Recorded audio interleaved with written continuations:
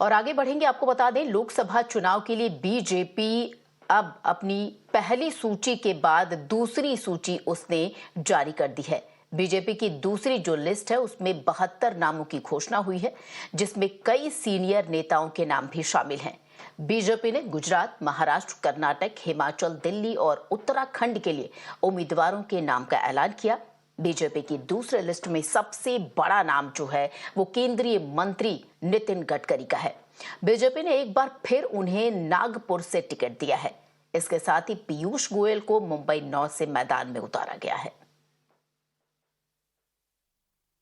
If we talk about Haryana first, let's go state by state.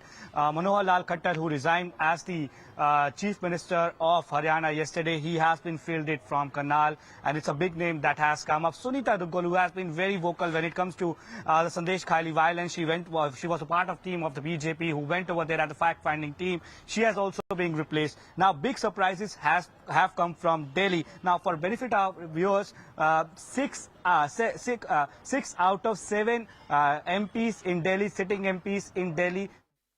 तो BJP की दूसरी list जारी होने के बाद राजनीतिक प्रतिक्रियाएं भी सामने आई हैं। किन किन लोगों ने प्रतिक्रियाएं जाहिर की हैं, सुनिए। The first list of BJP in Karnataka and second list in all over India has been released today, and it's a combination of both experience and youth. And when we look into the list, there are high performance people who have got experience, as well as there are new faces where they have got all the energy to work with the Honorable Prime Minister Narendra Modi ji. And under the leadership of Narendra Modi ji, I am sure that people of Karnataka will give 28 out of 28 seats. So all these things were expected, and